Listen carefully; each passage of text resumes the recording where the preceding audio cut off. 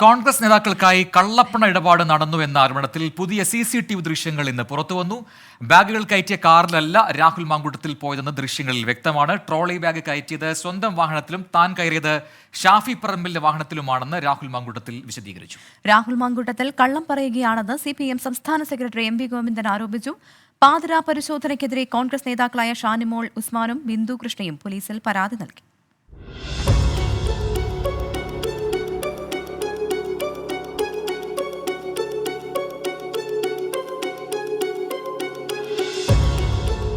ഹോട്ടലിലേക്ക് വരുമ്പോഴും പുറത്തേക്ക് പോകുമ്പോഴും കൈവശമുണ്ടായിരുന്ന നീല ട്രോളി ബാഗിൽ വസ്ത്രങ്ങളാണെന്നായിരുന്നു രാഹുൽ മാങ്കൂട്ടത്തിന്റെ അവകാശവാദം.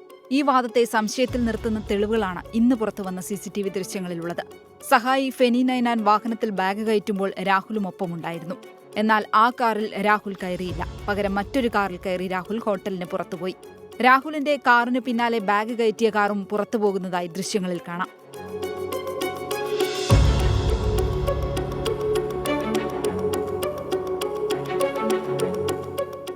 പാലക്കാട്ടെ ഹോട്ടലിൽ നിന്നുള്ള CCTV ദൃശ്യങ്ങളിൽ അസ്വാഭാവികമായി ഒന്നുമില്ലെന്നാണ് രാഹുൽ മാങ്കൂട്ടത്തിന്റെ വിശദീകരണം. ഷാഫി പറമ്പിലിന്റെ വണ്ടിയിൽ ഞാൻ കയറാൻ പാടില്ലേ? പക്ഷെ ഞാൻ അവിടുന്ന് ഇറങ്ങി ഷാഫി പറമ്പിലിന്റെ വണ്ടിയിൽ കയറി. ഷാഫി പറമ്പിലിന്റെ സ്റ്റാഫ് ആ വണ്ടിയിൽ ഉണ്ടായിരുന്നു. അദ്ദേഹത്തോടൊപ്പം കുറച്ചു ദൂരം ആ വണ്ടിയിൽ യാത്ര ചെയ്തു. അദ്ദേഹത്തെ ആ ഉത്തരവാദിത്തങ്ങളെല്ലാം ഏൽപ്പിച്ചു. എന്റെ സ്വന്തം പേരുള്ള വാഹനത്തിൽ ഞാൻ KR ടവറിന്റെ ഫ്രണ്ടിലേക്ക് എത്തുന്നു. സുഹൃത്തിന്റെ ഇന്നോവയിൽ ഞാന്, റിനോ പി രാജനെ, ഫസൽ അബ്ബാസ്, ഫെന്നി നൈനാൻ, ഞങ്ങൾ ഇത്രയും പേരും കൂടെ കോഴിക്കോട്ടേക്ക് പോകുന്നു. നിയമവിരുദ്ധത ഉണ്ടാകേണ്ടത് എന്താണ്? ഞാൻ ഇതിനകത്ത് പണം കടത്തിയിട്ടുണ്ടോ അത് അന്വേഷിക്കാൻ ഞാൻ വേണമെങ്കിൽ ഈ 3 കാറും വേണേ വിട്ടുകൊടുക്കാം, ബാഗ് വിട്ടുകൊടുക്കാം, എന്നെ വിട്ടുകൊടുക്കണമെങ്കിൽ എന്നെ വിട്ടുകൊടുക്കാം. നുണപരിശോധനയ്ക്ക് വിധേയനാകാന്ന് പറഞ്ഞില്ലേ?